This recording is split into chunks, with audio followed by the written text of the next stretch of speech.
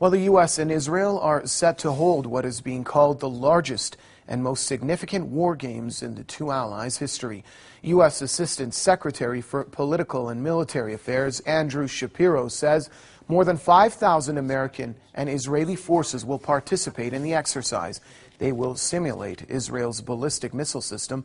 Shapiro says the joint exercise will also allow the U.S. to learn from Israel's experience of warfare. Shapiro also emphasized the Obama administration's support for Israel, calling bilateral relations broader, deeper, and more intense than ever before.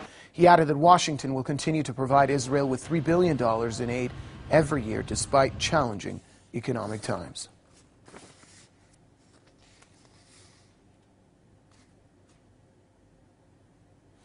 For more on the U.S.-Israeli war games, joining us on the line from Los Angeles is Mr. James Morris. He is editor of AmericaHijacked.com. Sir, welcome to the program. First of all, tell us about the significance of the timing of carrying out these war games. Hello, thank you for having me back on Press TV. And that's actually America-Hijacked.com, and I very much appreciate Press TV putting that out there on air. Well, I think it's very significant because you have a situation where Israel has been threatening to attack Iran. And I have a post at my America-Hijacked.com blog about that. And it basically is tinyurl.com/Israeli attack on Iran. And you can see the various articles posted there in the comment section as well. It's very concerning. The pro-Israel lobby in America, AIPAC, the American Israel Public Affairs Committee, and the neoconservatives, which compose the upper echelon of that lobby, have been wanting a war against Iran for quite some time now. And let's just hope that these war games don't coincide with an Israeli attack on Iran. And there are many America First patriotic Americans like myself here up of these wars for Israel in the Middle East.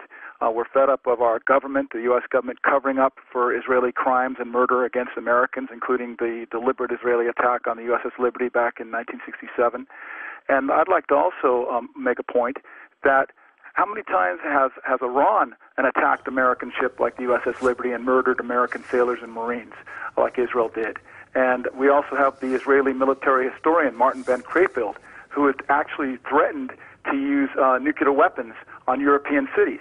Why isn't that ever brought up? Why don't we talk about the IAEA inspecting the nuclear facilities in Israel, where we have Israel reportedly having 200 to 400 nuclear weapons? But America doesn't allow that to happen, but we're pushing against Iran now. We have this IAEA report coming out next week, and it's very interesting to me here in the news how it's being reported that that's reflecting negatively upon Iran. How do we know that?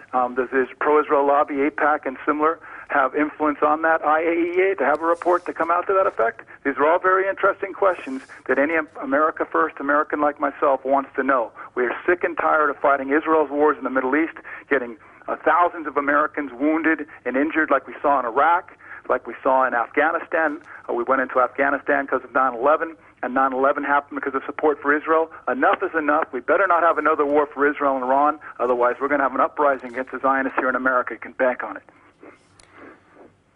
Interesting notions you mentioned there, but Mr. Morris, how do the average Americans, the 99%, of course, feel about their tax money, which is a significant amount of that, goes each year to Israel and now to war games with the regime which is technically at war with many countries in the Middle East?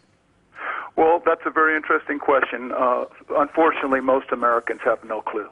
And I think you can go back to the example of when I was in touch with the CBS News Radio, actually the television news program 60 Minutes.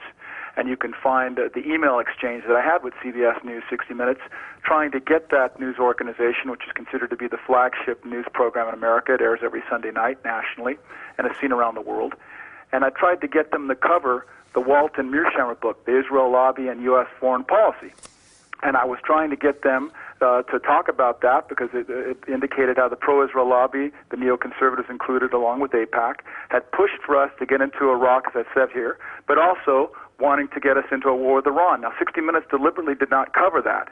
Now, I think they didn't cover that several years ago when the Meir Sharon Walt book came out because they don't want the American public to know that we're just about ready to go into another war for Israel and Iran, which could involve Russia and China and become the next world war. So going back to your question, most of them regard to how much money is flowing to Israel to begin with, and you've got a U.S. ambassador to Israel, Jewish as well, I might add, Daniel Shapiro, and he'd recently told a group, the Jewish People Policy Institute, JPPI, that Israel drives all U.S. policies.